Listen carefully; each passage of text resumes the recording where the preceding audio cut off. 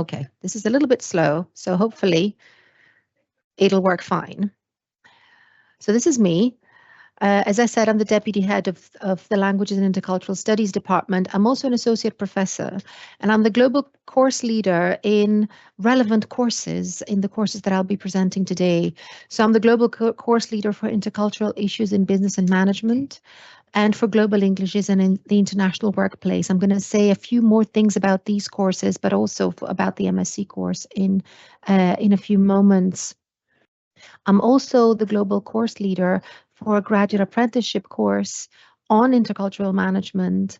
And that means that I teach professionals who come back to university and want to retrain because they either want to progress in their work or because they are in need of retraining because it's been a while since they were trained in business communication. So I work with students like hopefully yourselves, and I also work with professionals, and I also do intercultural training on the side. I'm also the migration theme lead for the Intercultural Research Centre, so I have many hats. Okay. So you're all here because you're interested in the business workplace. The business workplace, so I don't see you and I don't know your backgrounds. I would imagine that you have a mix of backgrounds, ages, and cultures. You are probably aware that the business workplace is very different from what it used to be, not just 20 years ago or 10 years ago, but even 5 years ago before COVID, which changed a lot in business workplaces and in business communication. So the business workplace is no longer a single space. It's no longer the physical office. It can be anywhere. You can do business from anywhere. Your business workplace will be constantly changing and evolving. It creates new communicative contexts. It can be on your smartphone.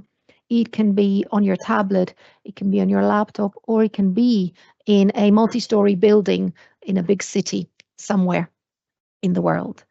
Wherever your business workplace is, your workplace is a culture in itself.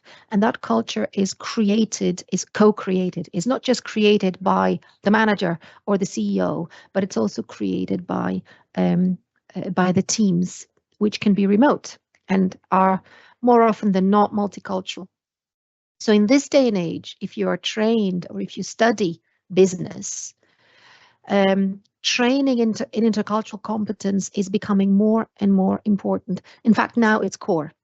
It's core to any business communication. I cannot imagine any business practitioner or professional in any area of business who doesn't require some level of intercultural competence because of the increasing globalized business workplaces. I'm sharing this with you. I hope you can see the slide. This is a joke that has been circulated online for a while. It's one of those chain mails that has been sent to people, and it says how projects really work. And if you can see from your slide, it's a series of images, and it says how the customer explained it, how it's been understood, how it went through all the different departments of a company or all the different professionals, and in the end, what the customer really needed. It's meant to be a joke, right? You explain it as a swing, then you understand it as a ladder, and then it goes differently. And then in the end, what the customer really needed is something really completely different. I show this picture or this image to the professionals I work with, the managers I work with when we do training. And every time they see it, they nod their heads and they tell me, that's exactly what happens. So this is very, very common, actually, this type of miscommunication. Why do you think that is? If you can use the chat function or the Q&A function, why do you think that is? Why do you think that miscommunication is so prevalent? And why do you think this happens? How can we start from an image at the top to the image at the bottom?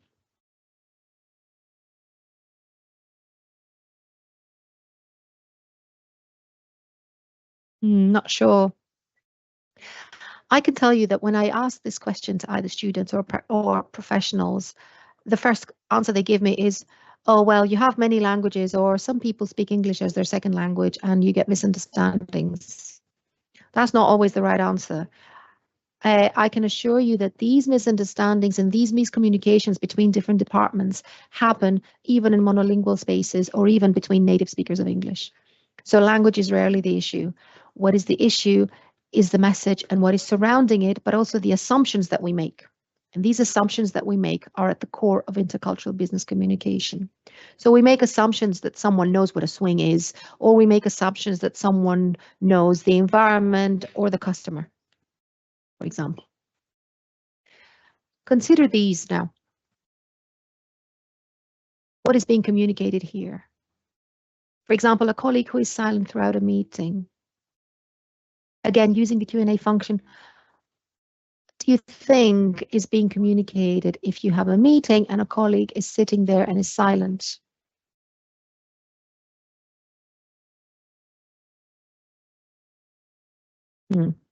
Again, silence is a major topic of research in intercultural communication and in business communication as well. Silence can be culture bound or it can be completely personal. If a colleague is silent throughout a meeting, it can mean a range of different things. It can mean that they agree and there's nothing, you don't need to say anything because you agree with what is said. Silence can be a sign of respect in some cultures, especially in East Asian cultures. You don't interrupt. Interruption is very rude. And you can only speak during a business meeting if you're given the floor, if someone asks you to speak. And the hierarchy is very, very strong. So if a colleague is silent throughout a meeting and they come from a culture which is really hierarchical and where silence is a sign of respect, it means that they're waiting for their turn and they're waiting for the CEO or the person who is chairing the meeting to give them the floor. Otherwise, they won't say anything. This can be misinterpreted as for example, somebody not having something to contribute, which is false. Maybe a colleague has a lot to contribute, but they're waiting for you to give them the floor. That's just one example. An airline passenger sitting with their headphones on and eyes closed. I think we can be pretty certain that this means I don't want to be disturbed. Yeah. It may also mean I have fear of flying and I'm terrified. Please help me. But more often than not, it means don't disturb me. Yeah. This is a different one. If a company CEO always wears jeans and t-shirts to work, this may mean something about company culture, which is what I mentioned earlier. Mark Zuckerberg is the most famous CEO who always wears jeans and t-shirts. You'll never see Mark Zuckerberg in a suit and tie. He's one of the most successful and rich CEOs at the moment. But it's his choice of a specific culture and a specific image of leadership that he wants to give. And he's managed to make it cross-cultural. That doesn't apply to all workplaces. Some workplaces can be more rigid. Workplace cultures can be more rigid. A professor who does not reply to an email, I'll let you decide that, but I can tell you that there are many reasons as well. Why a professor may not reply to an email. They may be very busy. They may not know the answer. They may be on annual leave. The point of this is to show you that there's not one interpretation. There are always many interpretations of a message, which is why we can reach from one message to the next, to the last from the previous one. Let's consider this now before we move to the MSc and everything that we discussed there. Consider the role of business meetings. In business meetings, you usually have an agenda. You have more formalities. Who chairs the business meeting? Who speaks at the business meeting? Who presents? Who needs to input? Who is asked for their ideas? Whose ideas matter? Are there any formalities? Do we start by introducing people or do we not? Is the meeting held online or is it hybrid? Turn taking. Are there any interactions? Is there anyone who is silent? Is there anybody who has the power to hold, to have the floor and to point to people of where to speak, or can anyone speak freely? These are all rules that are set beforehand, and they are fundamentally cultural. In some areas or in some countries where business cultures are more rigid, business meetings are very rigid. It's only the CEO or the managers who speak.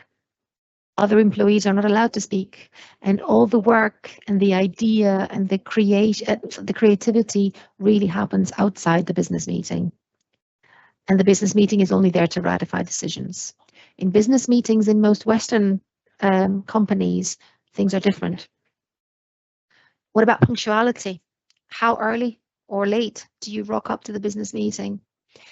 Does that depend on your hierarchy or on your role, or does that depend on your culture? Is there a more relaxed culture? How late is late? Do you apologize if you're late or do you not? These are all cultural questions that are fundamental in business these days. They can make or break a negotiation. What are the seating arrangements? Are there any politeness forms? In English, or when we speak English, politeness is expressed via saying please and thank you or via titles. In other countries or languages, it's different. How do we decide between directness and indirectness? Again, does that depend on hierarchy? Is directness considered as rude? Who says what is rude and what is not? We discuss all these cross-cultural issues, and we look at different cultures and different business cultures in the world, and we see how we can adapt to different business cultures. We then focus on cross-cultural negotiations and how to succeed in cross-cultural negotiations. We look at things like, such as silence, such as yes and no. Even simple things like yes and no have different nuances in different cultures. Again, in some East Asian cultures like Japan, for example, or China, saying no is considered as rude. So you would say yes in a different way. In some countries, for example, in the Indian subcontinent, yes is considered, yes doesn't necessarily mean that you agree, but it means that you understand. And sometimes this can be misconstrued. We also touch upon international teams. Consider also the role of what we call intercultural perspectives of work, leisure, and time. We think of work and leisure or time. Sorry, give me a second as I need to move something. Thank you. I'm being distracted in a very important time. So here we are. What I've just done now is I've stepped away from my work boundary and I had to close a door. In some business cultures, this would have been completely unforgiven because this is a business talk and I wouldn't have been allowed to do that. In other business cultures, such as the one that we have here or the one that I've created here by speaking to you, it's a little bit less formal. So this is not a problem. But what we will be also discussing critically and working with is work-life balance, or the issue of work-life balance across the world. Work-life balance is really a Western construct. It doesn't exist in the same way in other parts of the world. Again, in East Asian cultures, there is work-life balance, but it's looked at differently. It's looked at with harmony with nature or harmony with oneself, for example. Think of boundaries. What are work emails and technology? Is this something that is very much focused on particular industries? Does it work like this everywhere in the world? When do you stop looking at work emails? Should you stop? How has technology blurred the boundaries between work and life? What is accepted and what is not around the world? Is leisure a fundamental right? Do we have a right to our annual leave and to our leisure and to our free time? Or is it something that we earn? Is it a reward for our hard work? So it's not a fundamental right. In some parts of the world, it's the latter. In other parts of the world, it's the former. And we discuss differences for that. And again, we discuss punctuality and deadlines because these are all as well culturally bound. We also look at cross-cultural leadership. Again, what makes a good leader is the perceptions of a good leader differ between cultures and between parts of the world. We discuss everything that you see on your screen. We discuss different models and their limitations. We also get insights from practice. We look at leaders around the world and we see how they have succeeded in their own area and what makes them successful. We also discuss on whether there are any traits that are universally accepted as leadership traits. Some are, some aren't. We look at trust and rapport building and how important that is for leadership. And we say that, and we discuss the fact that leadership has nothing to do with title and everything with a title and everything to do with behavior. Finally, we touch upon something that is not always considered in many curricula. We discuss cross-cultural understandings of dignity, honor, uncertainty, and risk. Dignity and honor are fundamental principles in some cultures and not as fundamental in others. And if someone feels that they have lost their dignity or honor at work, they will disengage or they may even leave. Finally, we look at global Englishes and multilingualism in global business. English is portrayed as the language of global business, but what type of English are we talking about? What type of English do I speak to you now? You may hear from my accent that I'm not a native speaker of English. We look at the distinction between global Englishes and business English. So the global Englishes, for example, the English that is spoken in India, in Australia, in the UK, in South Africa, in Malaysia, in other countries, versus the business English that is an internationalized form of English that is devoid of any culture, and how these interact in the international workplace, how these create a sense of community, but also how they may create misunderstandings. And we look at case studies with this. We look at language policies at work, but we also look at language shaming and linguistic discrimination and what that can mean in the business workplace. We also touch upon translation and interpreting in business and how cross-cultural negotiation can happen through business interpreters, how to best succeed in that.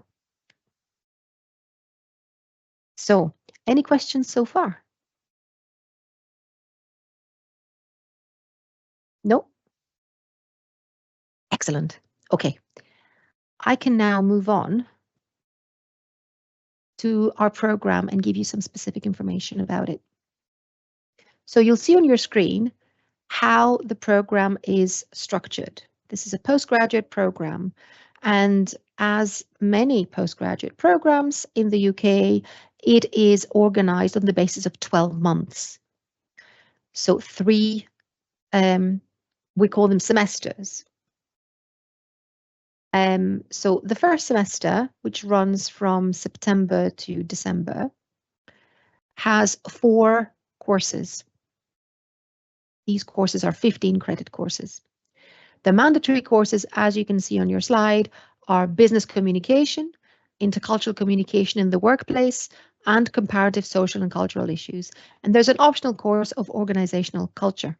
That's your semester 1. It finishes in December. You have a break in December, and then you come back in January to start your semester 2.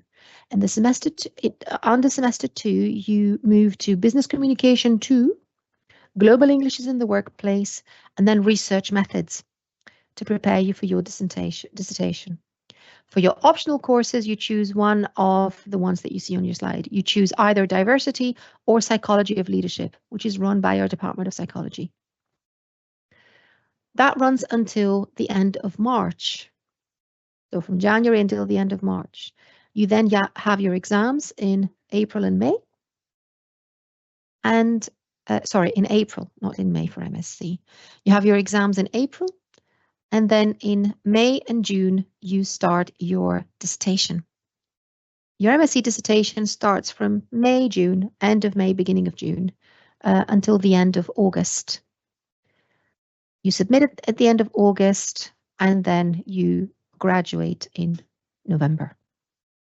Your dissertation follows a research project in international business communication of your choice. You choose the topic on the basis of everything that we've learned throughout the year, and you have to conduct original research. Here's the course in more detail. You will have seen from here that semester 1 and 2 has 2 business communication courses, and they are mandatory. These courses are led by my colleague, Dr. Yvonne McLaren Hankin, who's a business communication scholar. So in semester 1, you start with communicating in the workplace.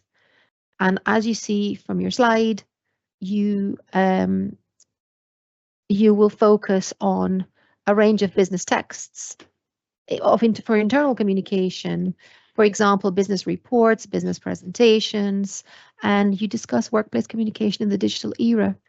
You will also talk about language models and AI, ChatGPT, for example, and how that has impacted on workplace communication in the digital era. Then in semester 2, you move to communicating with external audiences and you practice with business texts for external audiences, in response to specific realistic professional briefs. And for your assessment, you have to produce these tests yourself on the basis of realistic scenarios. So that's your business communication courses. Then in semester 1, you have the course Intercultural Communication in the Workplace. That's led by my colleague, Professor Claudia Angelelli. And for that, you look at all the aspects that are listed on the slide. So you will be looking at social factors affecting business communication as well. You will look at the role of cultural communication and everything else that I've discussed so far. Next, you will be following comparative social and cultural issues, and that is led by my colleague, Dr. Kerstin Pfeiffer. This course introduces cross-cultural studies to students who may not have a background in this field. So don't worry if you don't have a background in cultural studies at all. This is meant as an introduction. And what this course does is it provides an analysis of issues of culture, contact and conflict that impact the workplace, but also societies in general. It will provide you with the training you need to face cross-cultural negotiations, for example, cross-cultural meetings, cross-cultural development of cross-cultural business plans, etc. Moving now to semester 2 and to one of my courses, Global English in the International Workplace. I've already discussed some of the issues that pertain to this topic, but in greater detail, we will be looking at the cultural business dimension of Global Englishes. We'll also be looking at multilingual workplaces, which is most workplaces today. Heriot-Watt, my workplace, my university, is also a multilingual and multicultural workplace. We have 5 campuses at Heriot-Watt. 3 in the UK and 2 abroad, 1 in Dubai and 1 in Malaysia. And we work across time zones, across cultures and across languages. And we do this seamlessly because we've all been trained and we all have created a culture and a community of camaraderie and respect. We make it work and others make it work as well. And we discuss how this is done, what are the challenges and how these can be overcome. As I said earlier, we also discuss native speakerism and linguistic discrimination or accent discrimination that may happen in workplaces and what are the employment laws regarding this. I mentioned AI earlier. We revisit this and we revisit the digital dimension and what that does to business communication, but also what that does to culture and language. Something that you will not find in any other course, we also look at sign languages and global Englishes. We have a British Sign Language section in our department, and we also work with deaf colleagues. I have 5 deaf colleagues myself. And one of our deaf colleagues, one of our deaf professors, is joining me in teaching this course, and she will be teaching the lectures on global Englishes and sign languages and seeing how to work with deaf professionals and deaf business professionals. And lastly, we look at communicative competence through global Englishes and we look at case studies. I have to say at this point that all the courses that I've mentioned so far, in case you haven't noticed, are very, very, very practical and applied. There is a theory part that we deal with in the first couple of lectures, but all the rest of the lectures are very, very much applied and based on case studies. Because we're all practitioners. We're not just academics, we're also practitioners.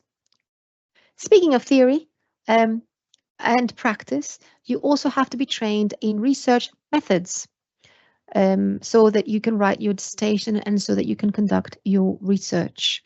This is led by my colleague, Dr. Ming-Siu Liao, and with this course, she will equip you with essential tools to develop your dissertation. You will be trained on how to design a research project, how to think of a research question, how to write a literature review, collect data, and evaluate your work so that you can complete your dissertation for your MSc. And these are the optional courses that you will take. Organizational culture, diversity, and psychology of leadership. These are taken in conjunction with our Edinburgh Business School and our Department of Psychology. In semester 3, you will be focusing on your MSc dissertation exclusively. And during that time, though, you won't be alone. You'll be assigned a dissertation supervisor. You'll have 5 meetings with them, and your supervisor will guide you throughout your project. And in addition to those meetings, they will also be looking at drafts and giving you feedback on your drafts while you're writing your dissertation. So it's a journey that is not a single journey. It is a journey with us supporting you. The course is both research and industry led. As I mentioned earlier, we are all academics and researchers. We are professors, associate professors. However, we're also practitioners, and we also have experience in industry, and some of us are working in industry in parallel. One of the textbooks that we've produced that are guiding this course, you can see on your slide, it's called Intercultural Issues in the Workplace, Leadership, Communication and Trust. I edited this with my colleague, Kirsten Pfeiffer, and we've written more than half of the chapters in this book. But it's a collective, and the colleagues who are teaching this course have also contributed to this textbook. It's one of the core textbooks of the program. Our department and our university also has excellent facilities. You're probably aware of them if you've come into one of our open days. If not, I would like to invite you to join one of our open days and see these facilities for yourselves. They really are second to none. We have language labs, we have interactive labs, we have lecture theatres that are state-of-the-art 21st century, and we also have facilities for catering that are that cater to all palates, but also to any requirements. We also have Orium, our sports centre, which is renowned throughout the country. But these are the academic facilities that I'm showing you at the moment. We are also very, very proud to have a very, very vibrant community. Heriot-Watt, as I said, is a university that is global and international. So we have 5 campuses, but the community that we have, we are very close-knit, despite the fact that we are spread in 5 campuses. We have the Watt Club, which is our alumni club, which is the largest alumni club in the UK. So once you graduate with us, you are part of the alumni club, of the Watt Club. And that gives you excellent opportunities for networking around the world. Our alumni are spread in every country. I think the only country, there are 2 countries where we don't have, no, I think there's only 1 country that we don't have a graduate in, and that is South Sudan. Maybe that will change this year, but we have graduates in every single other country. I thought it was Nauru, but that has changed as well recently. So really, you will become part of a global and globalized community. Our community also spreads to, our community is also localized in each campus. So yes, you'll be part of the global community, but you'll also be part of our Edinburgh campus and our Riccarton campus in particular. It's a lovely place with a lake, with nature. It is award-winning in terms of the green spaces that it provides. And we also have our Sports and Performance Centre, Oriam, as I mentioned earlier. It's also, Oriam is also home to the Hearts Academy. So if you're a football fan, you may see Hearts footballers training at Oriam. We have an indoor football field for this purpose. And as of this year, we also have indoor tennis courts. It's really great. I'm also a member. I didn't say this to deter you, so don't worry, you won't come across me at the gym. I go very early in the morning when most of you will be asleep. And that was it. I hope you've enjoyed this short presentation. If you have any questions, either shout now, put it in the chat, or turn your mic on if you can, or please just drop me a line. And here you also have the link to our website. But the best thing to do is to drop me a line and I can arrange even a one-to-one chat with you. If you are able to, do visit us in Edinburgh, have a look at our wonderful campus, and we can give you a tour. And yeah, I'm available for any questions if you have them.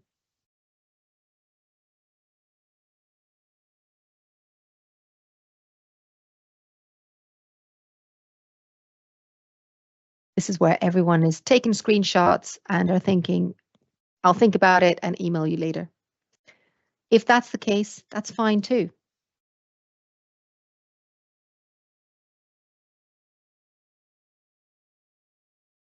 Hannah, do you think if there are no questions, we could end this session at this time?